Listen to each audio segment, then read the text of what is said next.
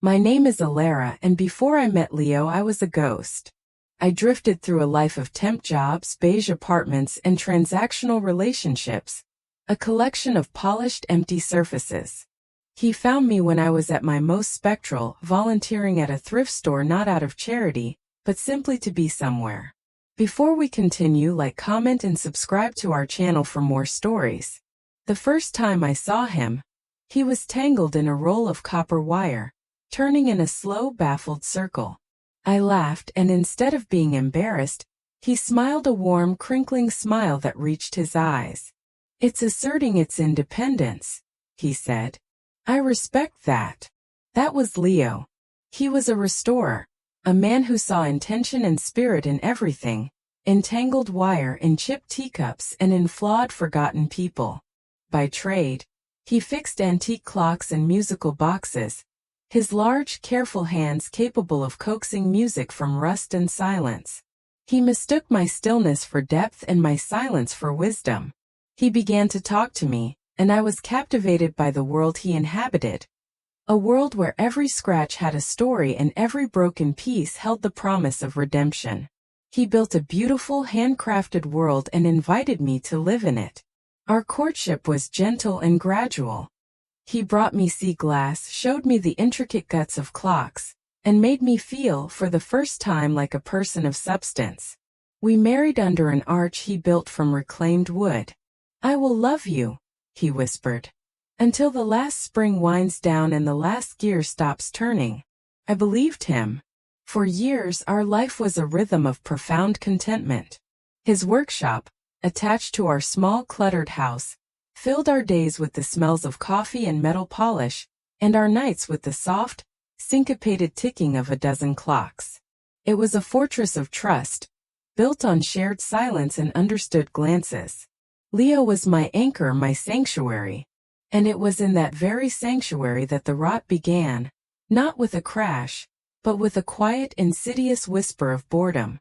The predictable patterns of his days began to feel like a cage. His tuneless humming, his plodding stories, his unassailable goodness, it all became a weight. I was drowning in calm waters. I missed the sharp edges and chaotic thrill of my old life. Leo had saved me from being a ghost, but in doing so, he had placed me in a beautifully furnished prison. The betrayal began as a digital phantom. One night, while Leo slept soundly beside me, I downloaded an app called Orion, a sleek, black icon promising discreet connections. It was like injecting poison directly into the heart of my marriage. I created a profile as Luna, a woman with a stolen face and a fabricated life. It was a game, I told myself, a harmless fantasy. Then I met Orion. His profile was sparse and arrogant. Our first exchange was a volley of wit and veiled insults. He was sharp, cynical, and brilliantly perceptive, seeing through my Luna persona instantly. "You sound like a woman who's been playing a role for so long she's forgotten her own lines," he typed. He was the antithesis of Leo, Mercury, quick and cool, interested in deconstruction, not restoration. Our secret conversations became an addiction, a thrilling duplicity I nurtured while making Leo's lunch or dusting his workshop. The buzz of a secret text was a drug, and the pleasure of the lie was acute. Weeks of this culminated in a single message. "I'm tired of pixels." The alibi bar. "Tomorrow, 8 p.m. Don't wear anything he'd recognize." The word "he" was a blade, making the betrayal real. A wave of nausea was followed by a surge of primal excitement. This was the precipice. "I have a book club meeting tomorrow night," I told Leo over dinner, my voice steady. He looked up, his eyes soft with concern. "I'm glad you're getting out. You've seemed a little distant lately." He squeezed my hand. "I'll have a nice stew waiting for you when you get home." His kindness was a physical blow. I almost called it off. Almost. The alibi bar was everything our home wasn't.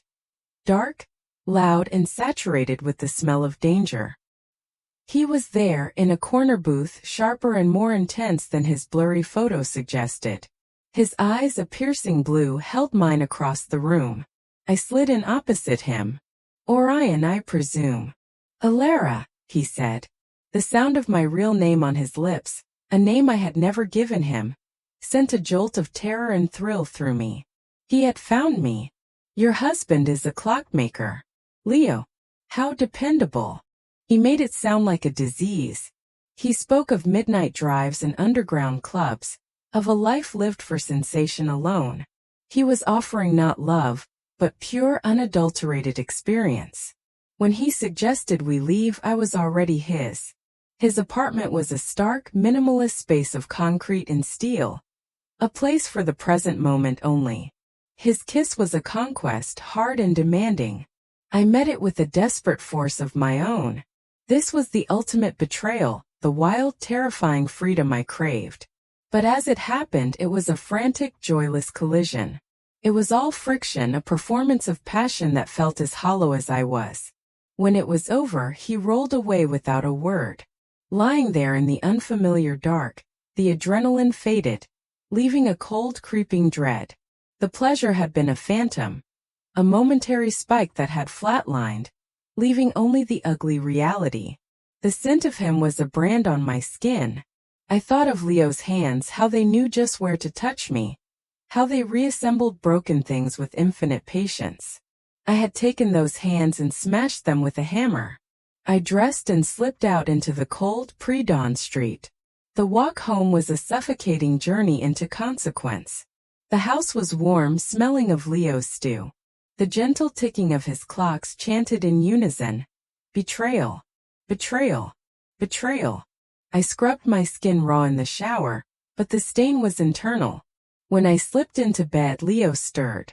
Elara, he murmured, his voice thick with sleep. You're cold. He pulled me into the safe harbor of his embrace. Did you have a good time with your book club? I lay rigid in his arms. It was enlightening. He sighed, content. Good. I missed you. And as he fell back asleep, trusting and pure, I lay awake, trapped in the circle of my own ruin. The betrayal was complete. But the pleasure? There had been none. Only the sickening vacuum that comes after you get what you thought you wanted and find it is nothing. I had betrayed him for the promise of pleasure, and in doing so, I had ensured I would never feel anything pure or good ever again. I was a ghost once more, only now I was haunting the beautiful broken life I had destroyed.